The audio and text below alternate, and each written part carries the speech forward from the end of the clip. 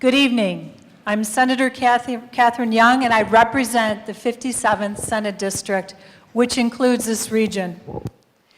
There are many people to thank, including SUNY Fredonia President Virginia Horvath and her team for their hospitality, the University Police, State Troopers, and Sheriff's deputies for providing security. We especially welcome Commissioner Sayre. Thank you so much for being here to get public interest and public input. I also sincerely thank Administrative Law Judge, the Honorable Kim Harriman, for being here, and also extend my deepest gratitude to the Public Service Commission for its responsiveness and concern for gaining citizen input by holding this public hearing. You see and you will hear from the people most affected by your upcoming decision. Senior citizens living on fixed incomes who already are struggling to buy their groceries and pay their taxes. School children who need and deserve quality education. Mothers and fathers who need to keep their jobs to support their families. Police officers and firemen who want to be able to continue protecting the community. Teachers who devote their lives to helping students learn. Job seekers who are looking for the opportunity to work on an incredible construction project.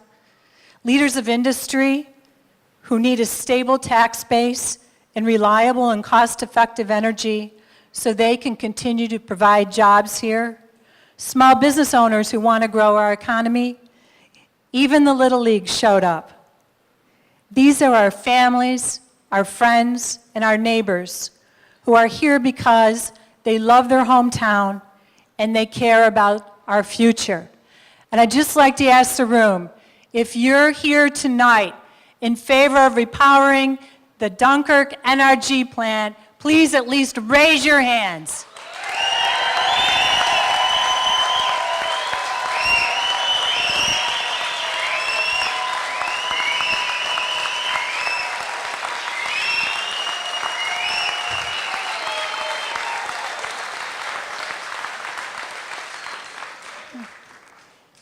I want the people here tonight to know this is my proudest moment of the time I have represented you.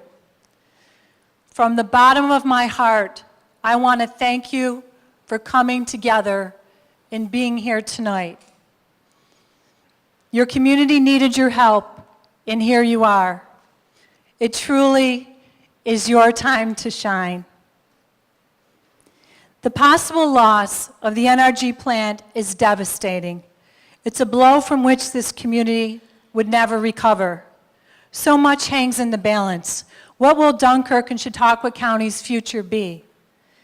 Massive property tax hikes, the annihilation of the school, deep and painful cuts in essential city services such as fire and police, private sector job losses, higher electricity bills, reliance on out-of-state power. Those are the very real consequences of the NRG plant closing. Or we could have a tax base, teachers kept on the job and our children receiving the education that they need and deserve, essential city services protected, existing jobs secured, and 500 new construction jobs added for 3 years while the new plant is being built. Cleaner air to breathe, lower electricity bills, and the expansion of our economy. Those are the incredible outcomes of repowering the NRG plant.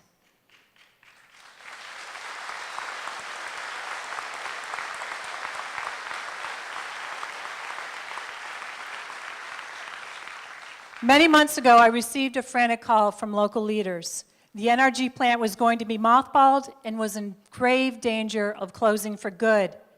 The impact on the community was a $40 million loss in tax revenue, wages, and goods and services spent at local businesses. NRG is by far the largest taxpayer in Chautauqua County, Dunkirk City School District, and the city of Dunkirk. The elimination of NRG's annual payment in lieu of taxes, currently at $8.2 million per year, has serious consequences for every county property taxpayer, and particularly for those who live in Dunkirk. Dunkirk's residents are by no means wealthy, and in fact, many people struggle financially. According to the 2010 U.S. Census, the median income for households is $33,849, while our poverty rate is 25.8%. Property taxpayers already are heavily overburdened. According to the Tax Foundation, Chautauqua County already pays the 8th highest taxes in relation to the value of its homes in the entire country. Imagine school property taxes exploding by another 47% and city property taxes skyrocketing by 42% to make up for the loss from NRG. Add a county-wide property tax on top, and it is a recipe for disaster. Our assessor says that the average value of a home in Dunkirk is $50,000. Without the stable tax base provided by NRG, taxes on the average value home would have to spike by more than $1,000 annually to make up for the difference, something folks simply cannot afford. Recently, I was speaking to a senior citizen from Dunkirk, and she's here tonight with her husband. She said her current property taxes are $5,000 annually. There's not enough money left over from her fixed income to buy groceries, so she is forced to go to the food pantry to survive. Her husband is having a hard time dealing with what he calls taking handouts. As she talked to me, she began to sob, her shoulders shaking in despair as she told me she did not know what to do or where to turn. Our residential taxpayers are not the only ones concerned. Our economy has suffered in Western New York. Job losses, companies closing. Dunkirk has seen it all. Enormous tax hikes threaten the viability of the manufacturers and small businesses that we have left. We could lose many more jobs, and our economy will get even further behind. If taxes are not raised to make up the lost tax base from NRG, the school would be forced to lay off 58 teachers. That decimates the school. Don't our children need and deserve to have a quality education? The city of Dunkirk would have to make deep cuts in essential services. Fire and police may have to be eliminated. Don't our people deserve to have public protection? Chautauqua County would have to look at cutting non-mandated programs for the aging and our veterans. Let me ask you, don't our seniors and those who made so many sacrifices to safeguard our freedoms as Americans deserve to keep their services?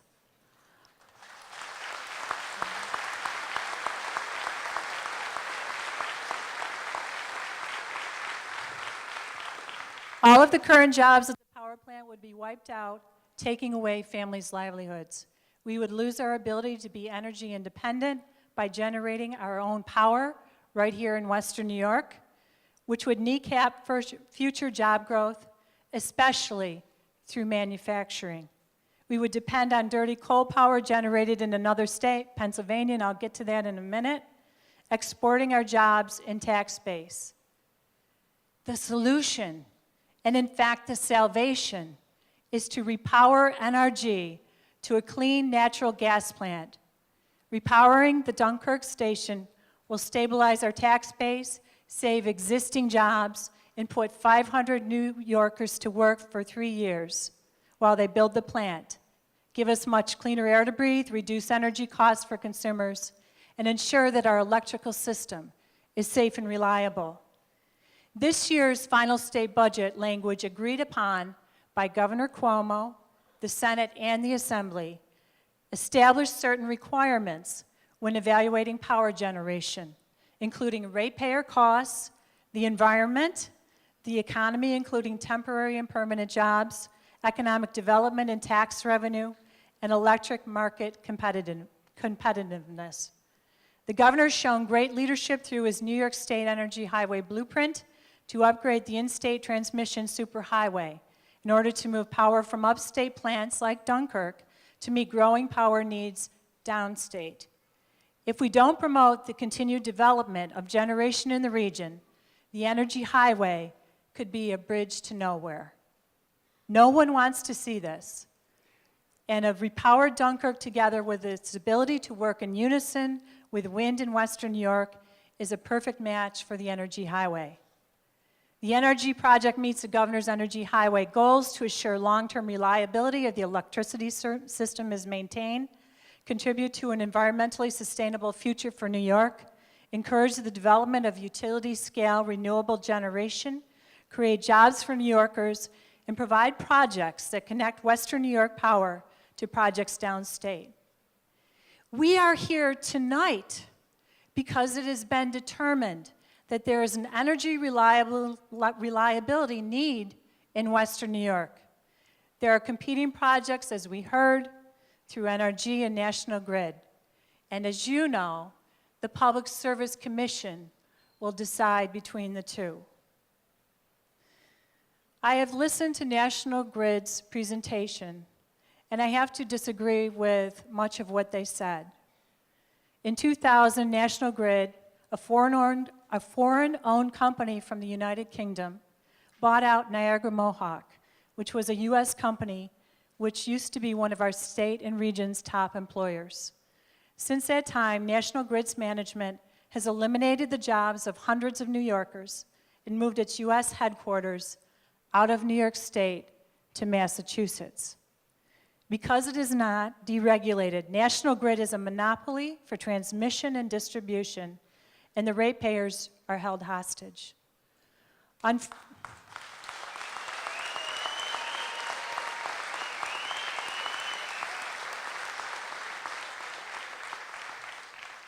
Unfortunately, National Grid's proposal to the Public Service Commission regarding the future of the Dunkirk plant would place hardship on our economy, ratepayers, and taxpayers. It begs the question, why would a company that makes its decisions out of the United Kingdom be dictating our future in Western New York?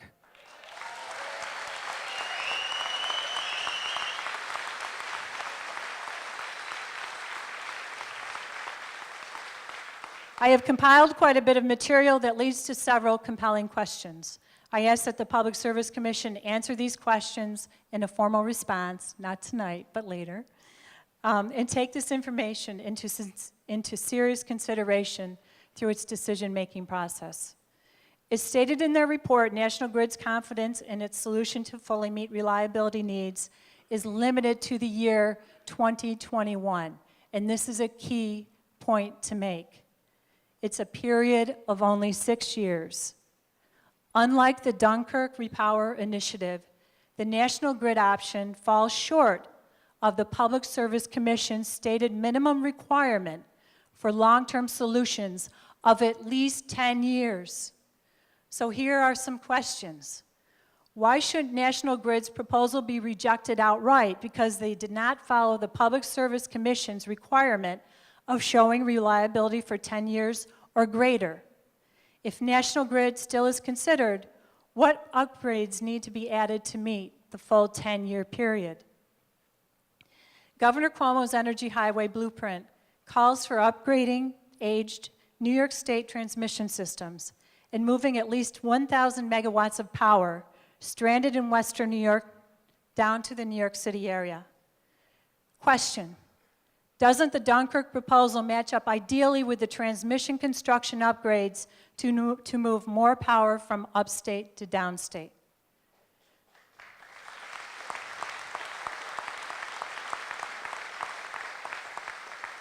According to the reports from both Grid and NRG, ratepayer benefits from the Dunkirk project go far beyond just Western New York or National Grid service area.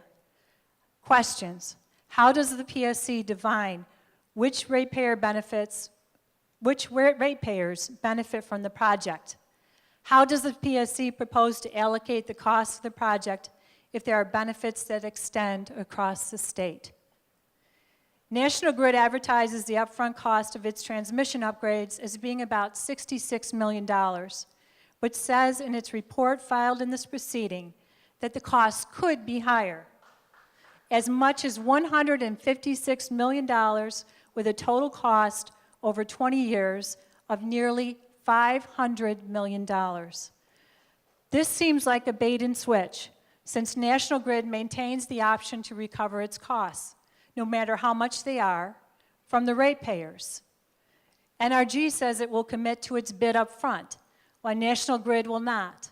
The real comparison of the transmission option should be up to the $500 million price tag. National Grid stands to make enormous profits at the consumer's expense. Its most recent rate case before the PSC allows for a 9.3% return on equity for capital improvements that would last for 30-plus years. By contrast, the NRG plan is the most cost-effective for ratepayers, with millions of dollars in private investment and ratepayer benefits exceeding costs by $300 million a year.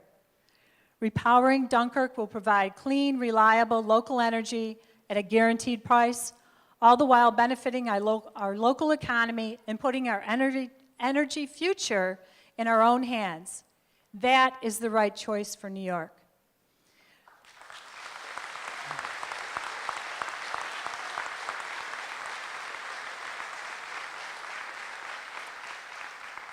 Question: National Grid's transmission will not produce any power, only transport it. Where will that power come from? How much will it actually cost? And will it meet New York standards for the environment? Can National Grid guarantee that if their expenses exceed $66 million, that the ratepayers will not have to pay one more dime? In a PowerPoint presentation given to the New York State Independent System Operator, New York ISO, dated October 24th, 2012, and this is it, I have it with me, National Grid outlined projects including reconductoring of the 5-mile road Homer Hill, 115 kV lines for 8 miles, and reconductoring of the Faulkner-Warren number 171, 115 kV line for 6 miles in New York State and 11.5 miles in Pennsylvania. On page 13 of the report, National Grid states, and I quote, "Completion of the work described should eliminate dependence of the transmission system on Dunkirk's generation." These lines tie directly into Pennsylvania. These projects were not included in National Grid's alternative to repowering Dunkirk, yet there clearly is a linkage between the timing and the costs of these additional projects. This information is a demonstration of evidence that National Grid's estimation of actual costs is grossly underestimated and should be reworked to include all expenditures because of the huge negative impact on the ratepayers. So questions. These proposed line upgrades and the building of a substation in Humphrey will cost hundreds of millions of dollars. If these additional costs are needed to eliminate power produced at the Dunkirk plant, why are they not listed in National Grid's submission to the Public Service Commission? Why isn't National Grid required to revise its analysis to include these additional costs? What is the true impact on the ratepayers? National Grid's 5-mile road Homer Hill line and Faulkner-Warren line is outlined to the New York State ISO, would directly connect to the PJM transmission system out of Pennsylvania and Ohio, which has a large share of its power generated by dirty coal plants that generate high amounts of pollution, in sharp contrast to the clean and efficient natural gas repowering at Dunkirk. PJM has the highest CO2 densities in the entire nation. Therefore, importing power from PJM will dramatically raise overall CO2 emissions when compared to Dunkirk. National Grid claims in its report the emission reductions, both water and air, described in NRG's proposal are compared to the historic baseline of existing facility operating on coal. However, if the existing facility is retired as planned, future emissions would be zero, and they said that tonight again. This statement by National Grid is misleading and entirely the wrong benchmark. In reality, power transmitted from the PJM system would double emissions, not have zero emissions.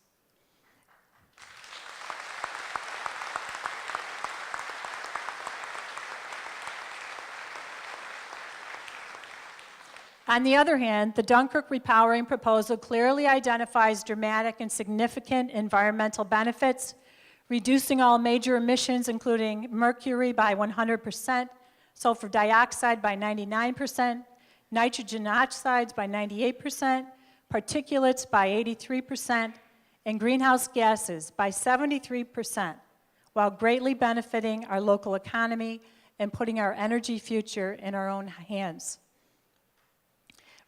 Repowering Dunkirk will provide support for other renewable generating assets, especially wind and solar power in Western New York. The intermittent nature of wind resources can be a challenge for the Western New York grid, and the repowered Dunkirk plant will help balance the variability of the wind resources for grid operators because the combined cycle units can ramp up quickly and load follow as demand rises and falls on the system. So question, National Grid's plan is outlined to the New York State ISO connects to PJM. Why isn't National Grid required to include actual data in their proposal about power produced in the PJM system, including CO2 emissions, in addition to the other coal-generated pollutants, including mercury, sulfur dioxide, nitrogen oxides, particulates, and greenhouse gases? Another serious environmental flaw with National Grid's submission is that by importing power from out of state, this power is not subject to the Regional Greenhouse Gas Initiative carbon tax.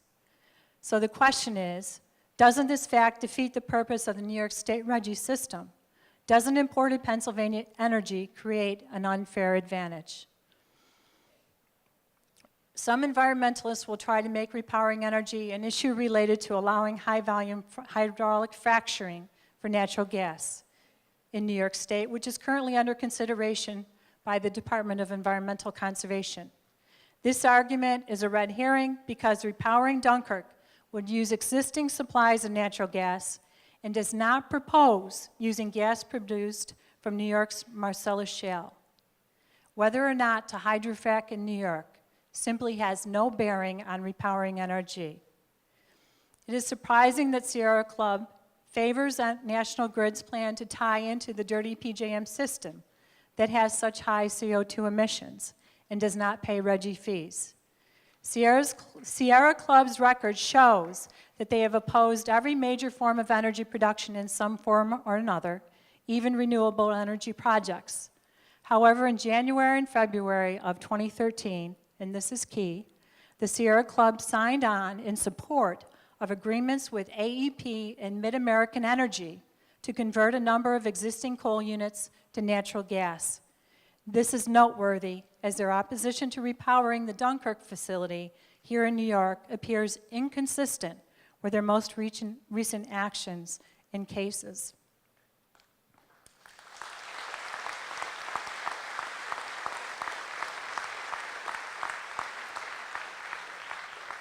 In addition to the environmental concerns raised by National Grid linking to the PJM system, another glaring flaw with National Grid's plan is that it increases our reliance on external markets while effectively transferring our own jobs and tax benefits out of the state.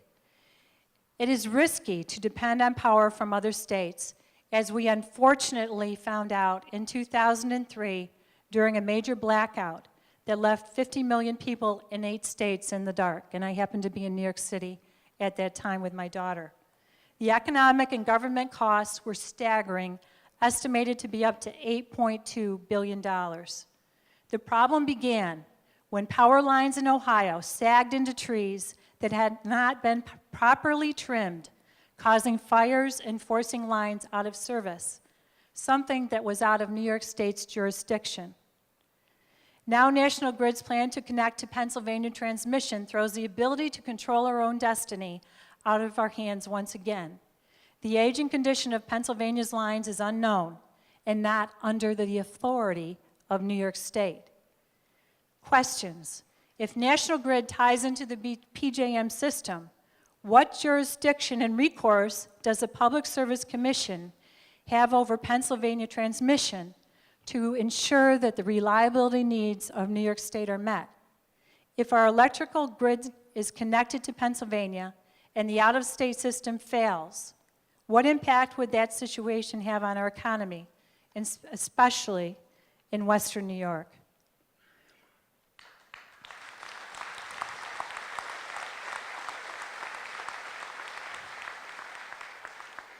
In summary, National Grid fails to provide the complete impact analysis on transmission upgrades that was required by the Public Service Commission's order, and more specifically, ignores the long-term impacts on the community, future economic viability of the region, and does not consider certain factors that are sure to affect market projections. NRG's RePowering meets and exceeds all of the PSC's requirements. You see the overwhelming majority, where we have hundreds and hundreds of local residents who are directly here. They are impacted, and they are here in support of RePowering Dunkirk. You see that most of the naysayers have traveled from outside our community. Those who are most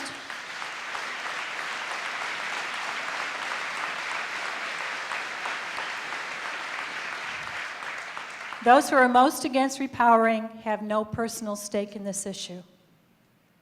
Repowering Dunkirk will bring hope, opportunity, and prosperity to our region. Our future depends on it. As a state senator, I am responsible for fighting for my district. On behalf of my people, I ask you, we all ask you, we urge you to choose RePowering NRG. Thank you very much.